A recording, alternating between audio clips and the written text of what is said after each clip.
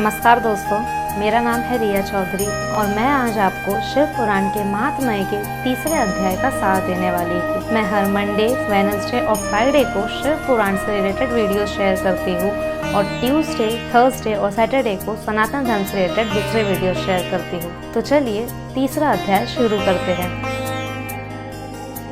चंचुला का पाप से भय एवं संसार से वैराग्य। शौनक जी बोले, हे महाभाग सूत जी, आप सर्वज्ञ है। हे महात्मे, आपकी कृपा प्रदान से मैं बराबर कृतार्थ हुआ। इस इतिहास को सुनकर मेरा मन अत्यंत आनंद में निमग्न हो रहा है। अतः आप भगवान शिव में प्रेम बढ़ाने वाले शिव संबंधी दूसरी कथा को भी कहिए। अमृत पीने वालों को लोक में कहीं मुक्ति नहीं प्राप्त होती है, किंतु भगवान शिव के कथामृत का पान तो प्रत्यक्ष ही मुक्ति प्रदान देने वाला है। सदा शिव के जिस प्रकार कथा सुनाने मात्र से मनुष्य शिव लोक प्राप्त कर लेता है, वह कथा धन्य है। धन्य है और कथा का श्रवण करने वाले आप भी धन्य हैं, धन्य हैं। सूत जी बोले, हे शौनक सुनिए, मैं आपके सामने गोपनीय कथा वस्तु का भी वर्णन करूंगा, क्योंकि आप शिव भक्तों में अग्रगण्य तथा वेद वेताओं में श्रेष्ठ है। समुद्र के निकटवर्ती प्रदेश में एक बाशकल नामक ग्राम है, जहाँ वैदिक धर्म से विमुख महापापी द्विज निवास करते हैं। वे सबके सब बड़े दुष्ट है। उनका मन दूषित विषय भोगों में ही लगा रहता है। वे ना देवताओं पर विश्वास करते हैं, न भाग्य पर। वे सभी कुटिल वृत्ति वाले हैं, किसानी करते हैं और भांति भांति के घातक अस्त्र शास्त्र रखते हैं। वे परस्त्री गमन करने वाले और खल है। ज्ञान वैराग्य तथा सद्धर्म को वे बिल्कुल नहीं जानते हैं। वे सभी पशु बुद्धि वाले हैं और सदा दूषित बातों को सुनने में संलग्न रहते हैं। जहाँ की द्विज ऐसे हो, वहाँ के अन्य वर्णों के विषय में क्या कहा जाए। अन्य वर्णों के लोग भी उन्हीं की भांति कुत्सित विचार रखने वाले सर्वधर्म विमुख एवं खल है। वे सदा कुकर्म में लगे रहते हैं और नित्य विषय भोगों में ही डूबे रहते हैं। वहाँ की सब स्त्रियां भी कुटिल स्वभाव की है, स्वेच्छाचारिणी, पाप सक्त, कुत्सित विचार वाली और व्यभिचारिणी हैं। वे सद्व्यवहार तथा सदाचार से सर्वथा शून्य हैं। कुजनोन के निवास स्थान उस बाशकल नामक ग्राम में किसी समय एक बिंदुक नामधारी ब्राह्मण रहता था। वह बड़ा अधम था। वह दुरात्मा और महापापी था। यद्यपि उसकी स्त्री बड़ी सुंदर थी, तो भी वह कुमार्ग पर ही चलता था। काम वासना से कलुषित चित वह वेश्यागामी था। उसकी पत्नी का नाम चंचुला था। वह सदा उत्तम धर्म के पालन में रहती थी, तो भी उसे छोड़कर वह दुष्ट ब्राह्मण कामासक्त होकर वैश्यागामी में हो गया था। इस तरह कुकर्म में लगे हुए उस बिंदुक के बहुत वर्ष व्यतीत हो गए। उसकी स्त्री चंचुला काम से पीड़ित होने पर भी सर्वधर्म नाश के भय से कलेश सहकर ही दीर्घ काल तक धर्म से भ्रष्ट नहीं हुई, परंतु दुराचारी पति के आचरण से प्रभावित होने के कारण काम पीड़ित हो आगे चलकर वह स्त्री भी दुराचारिणी हो गई। भ्रष्ट चरित्र वाली वह कुमार्गामिनी अपने पति की दृष्टि बचाकर रात्रि में चोरी छुपे अन्य पापी जार पुरुष के साथ रमण करने लगी। हे मुने, एक बार उस ब्राह्मण ने अपनी उस दुराचारिणी पत्नी चंचुला को कामासक्त हो पर पुरुष के साथ रात्रि में संसर्गरत देख लिया। उस दुष्ट तथा दुराचार में आसक्त मन वाली पत्नी को रात में पर पुरुष के साथ व्यभिचारत देखकर वह क्रोध पूर्वक वेग से दौड़ा। उस दुष्ट बिंदुक को घर में आया जानकर वह कपटी व्यभिचारी तेजी से भाग गया। तब वह दुष्टात्मा बिंदुक अपनी पत्नी को पकड़कर उसे डांटता हुआ मुक्कों से मार पीटने लगा। वह व्यभिचारिणी दुष्टा नारी चंचुला पीटी जाने पर कुपित होकर निर्भयता पूर्वक अपने दुष्ट पति बिंदुक से कहने लगी। चंचुला बोली, मुझ पति प्रायणा युवती पत्नी को छोड़कर आप कुबुद्विष प्रतिदिन वैश्या के साथ इच्छानुसार रमण करते हैं। आप ही बताए कि रूपवती तथा कामासक्त चित्त वाली मुझ युवती की पति संग के बिना क्या गति होती होगी। मैं अत्यंत सुंदर हूँ तथा नव यौवन से उन्मत्त हूँ। आपके संसर्ग के बिना व्यथित चित्त वाली मैं कामजन्य दुख को कैसे कह सकती हूँ। सूत जी बोले, उस स्त्री के इस प्रकार कहने पर वह मूढ़ बुद्धि मूर्ख ब्राह्मण सर्वधर्म विमुक्त दुष्ट पापी बिंदुक कहने लगा। बिंदुक बोला, काम से व्याकुल चित होकर तुमने यह सत्य ही कहा है। हे प्रिय, तुम भय त्याग दो और मैं जो तुमसे हित की बात करता हूँ उसे सुनो। तुम निर्भय होकर नित्य पर पुरुष के साथ संसर्ग करो, उसे संतुष्ट करके उनसे धन खींचो। वह सारा धन वैश्या के प्रति आसक्त मन वाले मुझको दे दिया करो।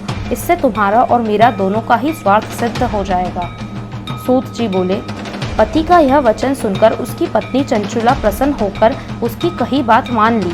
उन दोनों दुराचारी पति पत्नी इस प्रकार समझौता कर लिया तथा वे दोनों निर्भय चित्त से कुकर्म में लीन हो गए। इस तरह दुराचार में डूबे हुए उन मूढ़ चित्त वाले पति पत्नी का बहुत सा समय व्यर्थ बीत गया। तदनंतर शूद्र जातीय वैश्य का पति बना हुआ वह दूषित बुद्धि वाला दुष्ट ब्राह्मण बिंदु समयानुसार मृत्यु को प्राप्त हो नरकम में जा पड़ा।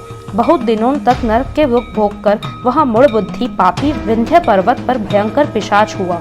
इधर उस दुराचारी पत्नी बिंदु के मर जाने पर वह मूढ़ हृदया चंचुला बहुत समय तक पुत्रों के साथ अपने घर में ही रही। इस प्रकार प्रेम पूर्वक कामासक्त होकर जारों के साथ विहार करती हुई इस चंचुला नामक स्त्री का कुछ यौवन समय के साथ ढलने लगा। एक दिन दैव योग से किसी पुण्य पर्वक आने पर वह स्त्री भाई बंधुओं के साथ गोकर्ण क्षेत्र में गई। तीर्थ यात्रियों के संग से उसने भी उस समय जाकर किसी तीर्थ के जल में स्नान किया। फिर वह साधारणतया मेला देखने दृष्टि से बंधुजनों के साथ यत्र तत्र घूमने लगी। घूमती घूमती किसी देव मंदिर में उसने एक दैवज्ञ ब्राह्मण मुख से भगवान शिव की परम पवित्र एवं मंगलकारी उत्तम पौराणिक कथा सुनी। कथावाचक ब्राह्मण कह रहे थे कि जो स्त्रियां पर पुरुष के साथ व्यभिचारिणी करती है वे मरने के बाद जब यमलोक जाती है तब यमराज के दूत उनकी योनि में तपे हुए लोही का परिघर डालते हैं। पौराणिक ब्राह्मण के मुख से यह वैराग्य बढ़ाने वाले कथा सुनकर चंचुला भय से व्याकुल हो वहां कांपने लगी। जब कथा समाप्त हुई और लोग वहां से बाहर चले गए तब वह भयभीत नारी एकांत में शिव पुराण की कथा बाँचने वाले उन ब्राह्मण से कहने लगी। चंचुला ने कहा, ब्राह्मण, मैं अपने धर्म को नहीं जानती थी, इसलिए मेरे द्वारा बड़ा दुराचार हुआ है। स्वामी, इसे सुनकर मेरे ऊपर अनुपम कृपा करके आप मेरा उद्धार कीजिए। हे प्रभु, मैंने मूढ़ बुद्धि के कारण घोर पाप किया है। मैंने कामांध होकर अपनी संपूर्ण युवावस्था व्याभिचार में बिताई है। आज वैराग्य रस में ओतप्रोत आपके इस प्रवचन को सुनकर मुझे बड़ा भय लग रहा है। मैं कांप उठी हूँ और मुझे इस संसार से वैराग्य हो गया है। मुझ मूढ़ चित्त वाली पापिनी को धिक्कार है। मैं सर्वथा निंदोक योग्य हूँ। मैं कुत्सित वैश्यों में फंसी हुई हूँ, अपने धर्म से विमुख हो गई हूँ। थोड़े से सुख के लिए अपने हित का नाश करने वाले तथा भयंकर कष्ट देने वाले घोर पाप मैंने अनजाने में ही कर डाले। हाय, न जाने किस किस घोर कष्टदायक दुर्गति में मुझे पड़ना पड़ेगा और वहाँ कौन बुद्धिमान पुरुष कुमार्ग में मन लगाने वाली मुझ पापिनी का साथ देगा। मृत्यु लोक में उन भयंकर यमदूतों को मैं कैसे देखूंगी। जब वे बलपूर्वक मेरे गले में फंदे डालकर मुझे बांधेंगे तब मैं कैसे धीरज धारण कर सकूंगी। नरक में जब मेरे शरीर के टुकड़े टुकड़े किए जाएंगे उस समय विशेष दुख देने वाले उस महायातनों का मैं वहाँ कैसे सहूंगी। दुख और शोक से ग्रस्त होकर मैं दिन में सहज इंद्रिय व्यापार और रात्रि में नींद कैसे प्राप्त कर सकूंगी। हाय, मैं मारी गई, मैं जल गई, मेरा हृदय विदीर्ण हो गया और मैं सब प्रकार से नष्ट हो, क्योंकि मैं हर तरह से पाप में ही डूबी रही। हाय विधाता, मुझे पापिनी को अपने हठात ऐसे दुर्बुद्धि क्यों दे दी जो सभी प्रकार का सुख देने वाले स्वधर्म से दूर कर देती है। हे द्विज, शूल से बिंधा हुआ व्यक्ति ऊंचे पर्वत शिखर से गिरने पर जैसा घोर कष्ट पाता है उससे भी करोड़ गुना कष्ट मुझे है। सैकड़ों अश्वमेध यज्ञ करके अथवा सैकड़ों वर्षों तक गंगा स्नान करने पर भी मेरा घोर पापों की शुद्धि संभव नहीं दिखती। मैं क्या करूं, कहाँ जाऊं और किसका आश्रय लूं। मुझ नरकगामिनी की इस संसार में कौन रक्षा करेगा। हे ब्राह्मण, आप ही मेरे गुरु है, आप ही माता और आप ही पिता है। आपके शरण में आई हुई मुझ दीन अबला का उद्धार कीजिए, उद्धार कीजिए। सूत जी बोले, हे शौनक, इस प्रकार खेद और वैराग्य से युक्त हुई चंचुला उस ब्राह्मण के चरणों में गिर पड़ी। तब उन बुद्धिमान ब्राह्मण ने कृपा पूर्वक उसे उठाकर इस प्रकार कहा। इति शिष्यकांदे महापुराणे शिव पुराण महात्म्ये चंचुला वैराग्य वर्णन नाम तृतीयोऽध्याय है।